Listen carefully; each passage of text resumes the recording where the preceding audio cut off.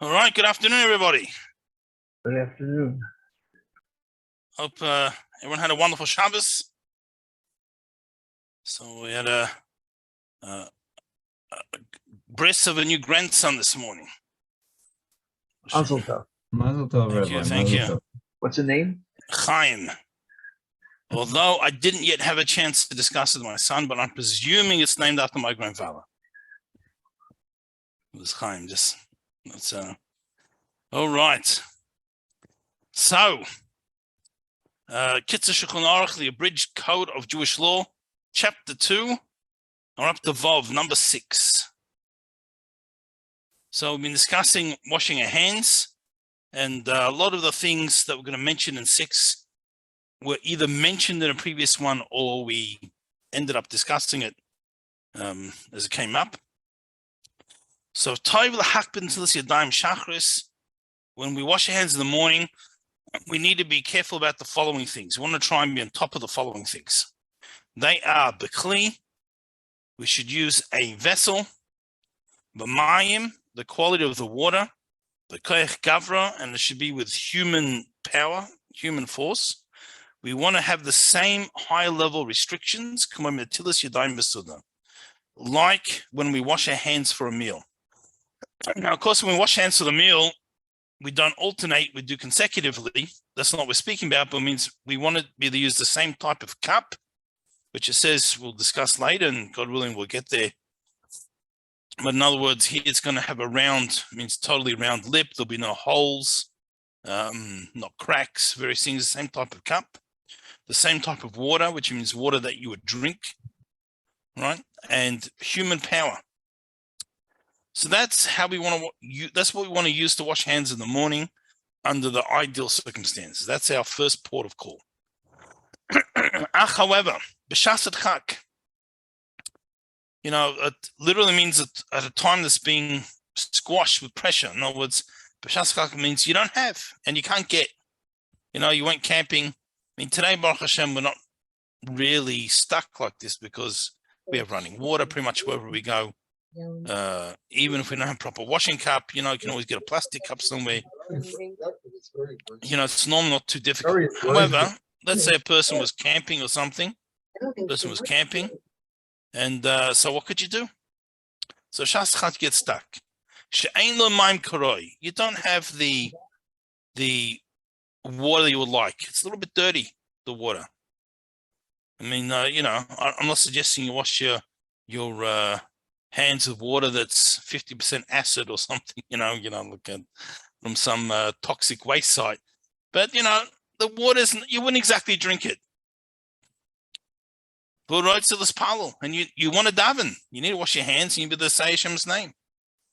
So, yachal little yadav mitoich kol davar, you could actually wash your hands from any vessel, any type of water, and if absolutely necessary, without human power. And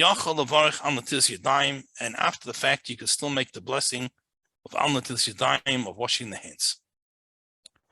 Now, that's one opportunity. That's one possibility. You got a river or some other natural body of water in front of you. So you don't have a cup. You don't have what to draw the clean water. You got some dirty water maybe or something over there. What could you do?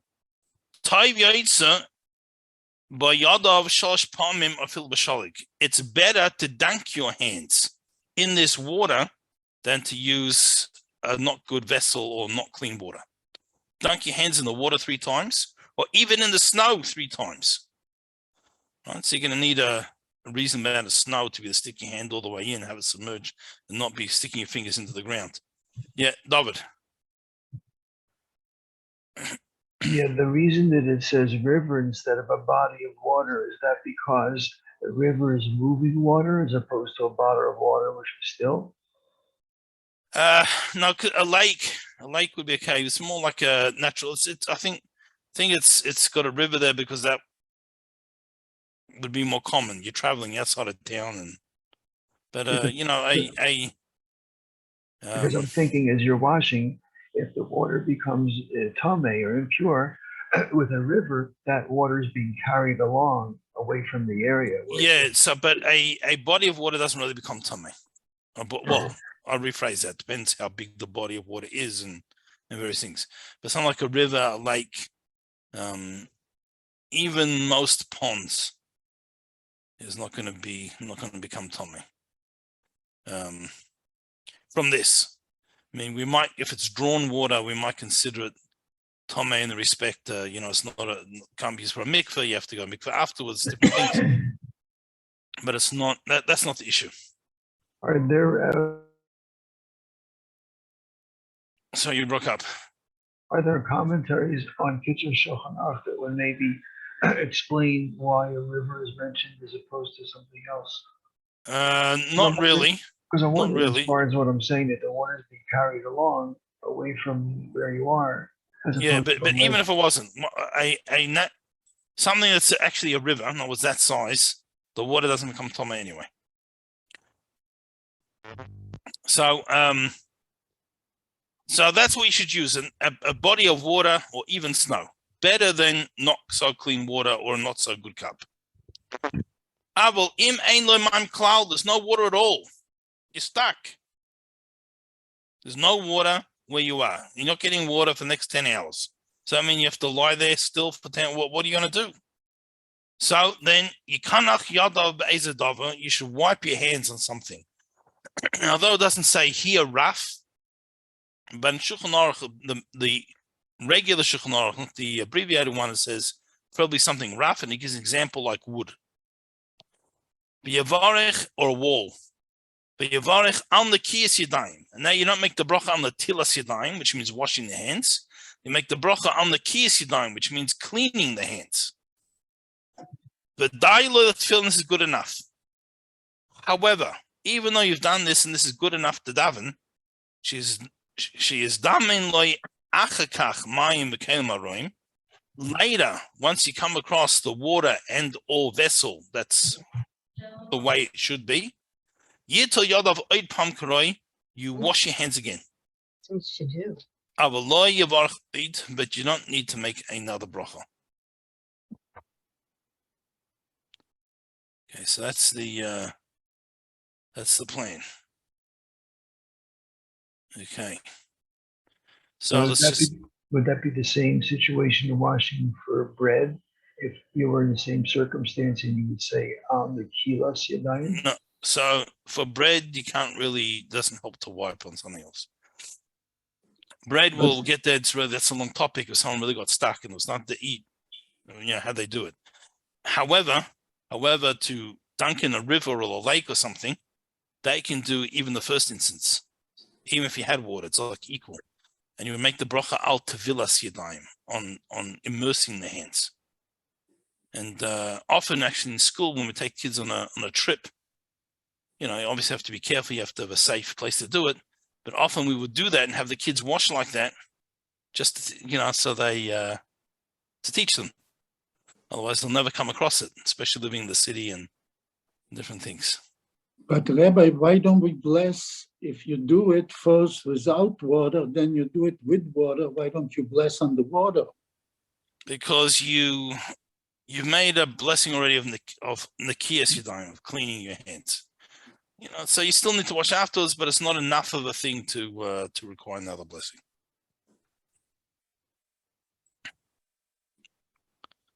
Okay, so that's washing, right? So now we're gonna get into what other things we do in the morning, and we don't want to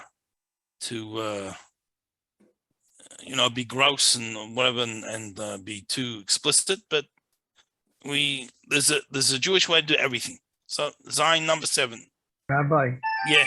I don't know how it happened, but on my computer it says 2 people are in the waiting room. So are you the host? Maybe. I didn't think so. I think maybe you got made the host. Oh. You want to let them? So I don't have the waiting room, and there was someone had background noise, and I went to mute them and I couldn't. So I think I'm not the host. Let me see. I don't know. Okay. Okay. Here we go. Isaac. And let them in. Yes. And then you want to go to my name. and click the little buttons next to me and make me host? I think mistakenly your name must have been next to my name or It's something. going to cost you, Rabbi. Yeah, you are the host. Look at that. Yeah, look at Making a joke. that. Make the host. Got it.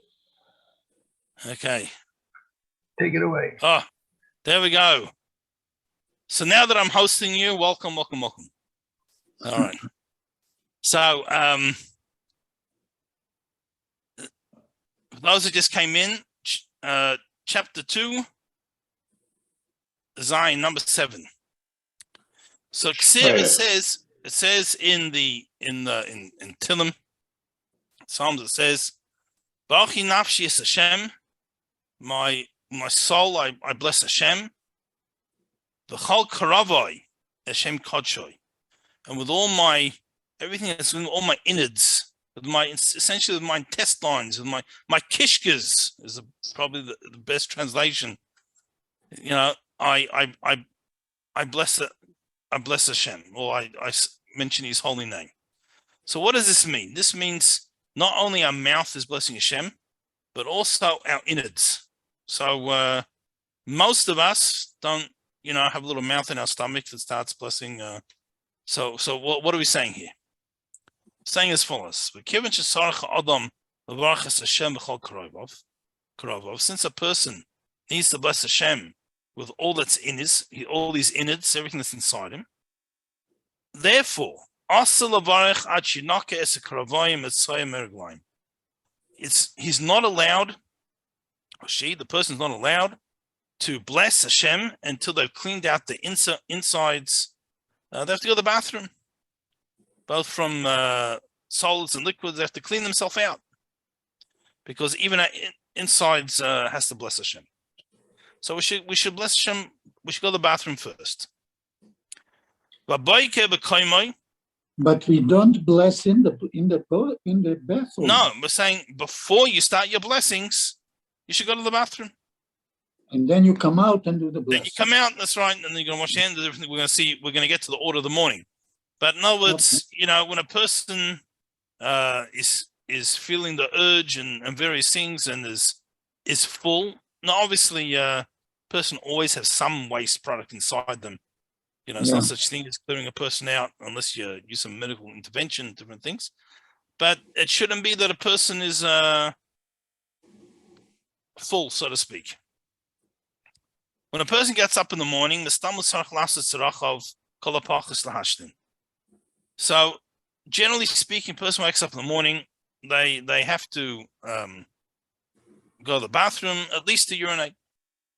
Therefore, they don't make the blessing of al natilas yadayim when they wash. Right. So this was a question that someone had last week or the week before. We're going to come back to it. So we'll actually pause here for a moment. We'll just give the order. So what happened? The person wakes up in the morning. They say Moda Ani. They're thanking Hashem. Yeah. Susan had a question. Oh, I'm sorry. Yes, Susan? That was my question, what the rabbi's talking about. Oh. What has priority, going to the bathroom or washing the hands? Okay, so what happens like this? This is what happens. We wake up in the morning, we say Moda Ani, and we thank Hashem that we got our soul back, and we admit there's a creator, and we get ready to go. We then wash our hands before we touch any parts of our body. But we don't say a blessing yet.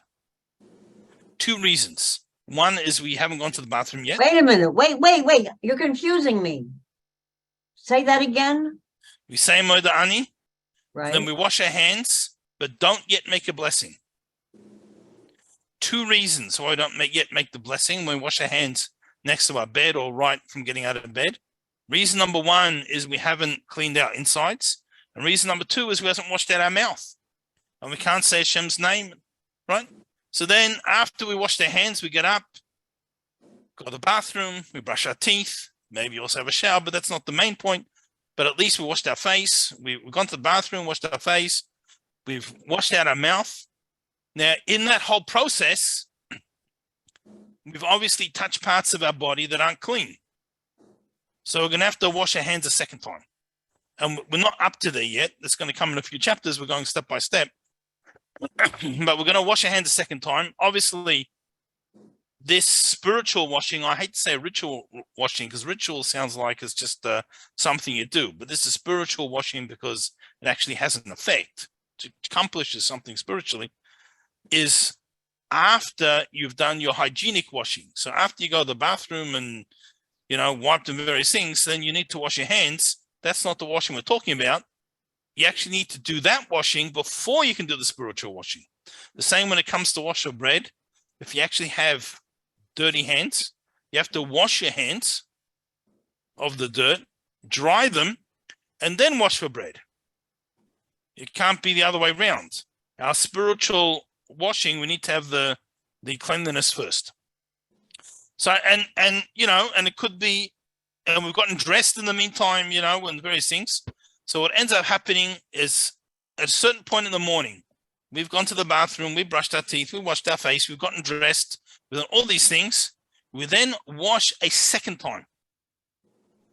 This washing can be in the kitchen sink, the second one. It's only the initial morning one that really has that ruach tumah, that energy force of death that shouldn't go in the kitchen sink. It shouldn't go where we use the water. But the second washing, that can be in the kitchen sink. And that's when we start saying all the morning blessings. We start on the Yadayim. We thank the blessing of washing our hands. We're going to see there's a blessing that our body works properly, which includes going to the bathroom. and again, when you teach in schools, the little kids sometimes think it's funny to say a blessing in the bathroom. But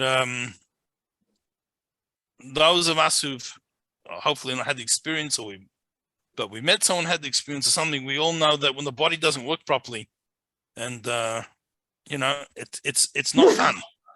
And there's certainly a lot to appreciate that our bodily functions are working as they should. And then comes all the other morning blessings, and then we can do our regular davening. So that's the process. So again, just in a nutshell, we wake up, we say the Moda'ani, thanking Hashem for giving our soul back. We wash our hands, but without a blessing. We take care of all our morning needs, bathroom, wash our face, brush our teeth, all the various things, get dressed, then wash a second time, and then we start saying all the blessings. So back to inside, now that we sort of skipped around a little bit, just get the basic order clear. So when we wash in the morning, we didn't make a blessing at that time, because you need to clean yourself out first, and you go to the bathroom. Earlier on, we mentioned also we can't say Hashem's name until we washed out our mouth. That's so we're not mentioning it here. We mentioned that before. And then after we've done all this, we wash our hands another time. And then that's when we make the blessing on washing our hands, and the bracha of that our bodies work properly, birchas Torah, and the blessings on studying Torah, birchas al-kan, and the blessing of, that's a different blessing which I'm giving us our souls, more specific, goes into more details, etc. What is meiraglaim? To urinate. Oh, so okay. It literally means the water of the feet. It's that Mark likes to use just very polite sort of and even when a person defecates, it says he lasei serachov, he does his needs. Yeah. It's it's like a vague term to avoid being specific. Euphemism. Yeah, but it's not quite a euphemism. Euphemism, like when a blind person is called Sagi Nahar, someone who has lots of light. Or the cemetery is called Beis HaChaim. It's the house of the living, even though it's the opposite. So, but here it's a little bit vague rather than a total different name, but the same idea. Always want to try and keep even when the Torah speaks about not kosher animals, it says not kosher. It doesn't say treif. Various things. Okay. Ches, number 8. Now, sometimes it happens, right? We get up in the middle of the night and we don't always get back to sleep. So, im hishkim v'notel yadav, he got up and he washed his hands. But Laila, he didn't know. He was in the middle of the night. He did what he was meant to do. He washed his hands like he meant to if he slept more than half an hour. And it's still dark, and he stays awake now until it's light. So now, what does he do? Before we say what we do, that's one possibility of how we get into this situation of being awake at dawn. Or you did go back to sleep afterwards while it's still night. The same thing. If a person slept during the daytime, half an hour, approximately half an hour, or someone who stayed awake the whole night. He didn't sleep half an hour straight. All of these becomes a doubt whether he needs to wash his hands again or not, because there's two reasons why I wash your hands. As we learned before, one reason is because at the beginning of the day, at dawn, he's like a new creation, and just as the Kohen will wash his hands to start the service of Hashem, we as a new creation need to clean our hands to serve Hashem. The other reason is because of the Ruach HaTumah. The person was in a deep sleep. Part of their soul left their body, left the spiritual void. So certain spiritual energy that's associated with death enters his body. When he wakes up, he pushes it out. So nobody argues about these being the two reasons. The question is, which one's the primary reason? So someone who stayed awake the whole night misses out on reason number one of, doesn't matter which you call one first or second, but misses out on one reason of being in the deep sleep, part of his soul leaving.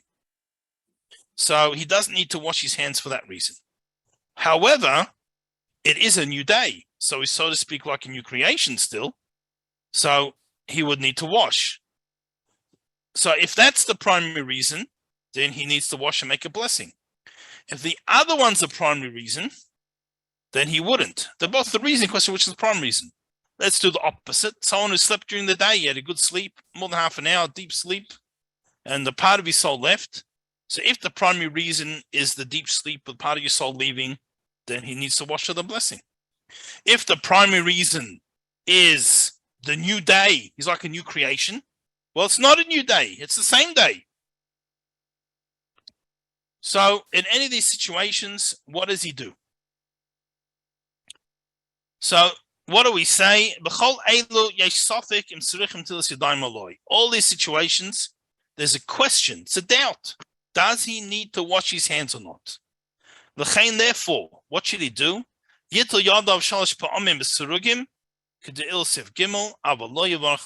should wash his hands alternatively, 3 times each, alternatively, like we explained earlier, but without a blessing. So whenever there's a situation that maybe he should and maybe shouldn't wash his hands, we'll be on the safe side. We'll wash our hands, but we won't make a blessing in case you're not meant to, because you don't want to say Hashem's name for no reason. We don't want to make a blessing without cause. All right. Okay. Test number 9. Rabbi. Yeah.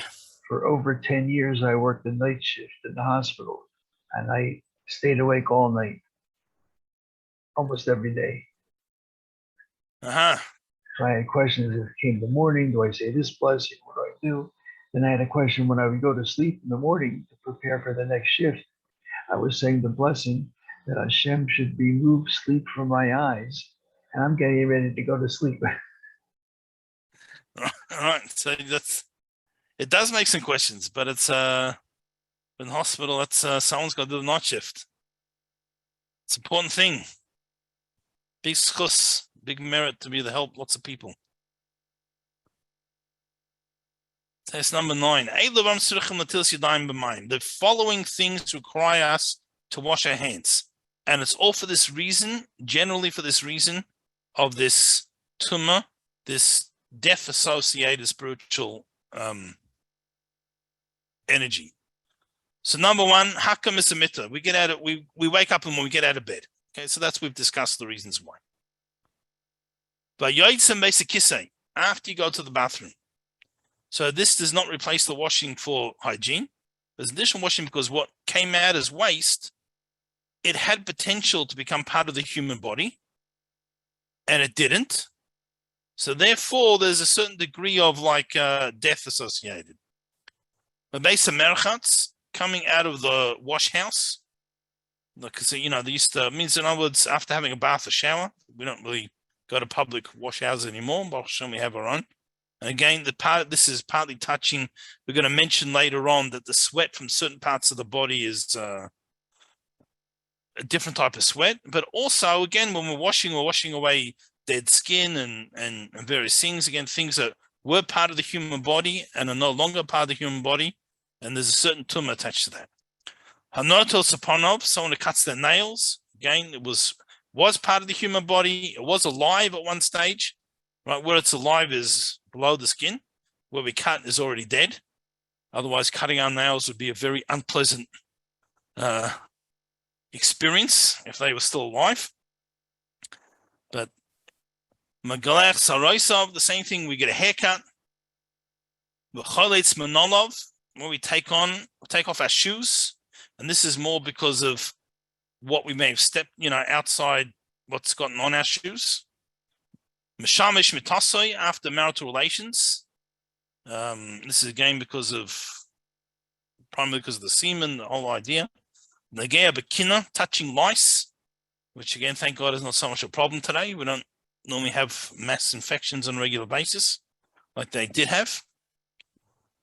Mifles begodov, filoniga bekina, delousing one's clothes, even if he didn't actually touch the lice. Chayv roishoi, scratching your head. So actually means touching your scalp, really. And the part of scalp where there's normally hair. Touching your body, places that are normally covered. And this has got to do with the different types of sweat. We'll get to in a later chapter. We'll discuss it. Leaving a cemetery. A malvis a mace, accompanying a deceased. So this being part of a funeral procession. Or you went into a room where there was deceased. A makis dam, or someone who had bloodletting or gave blood or a blood test or various things. So any of these situations, we need to wash our hands 3 times alternatively. So any of these things. All right, any questions?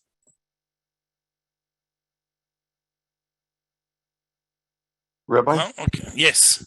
Shadim play a role in the washing too, doesn't it? I mean, not for this. Not for this. So we'll fingernails being cut, the klipot, having to. Yeah. So the clip that's this idea of death association. That's not really the shindals, and if it wasn't already on the hour, I would have a whole discussion about that now.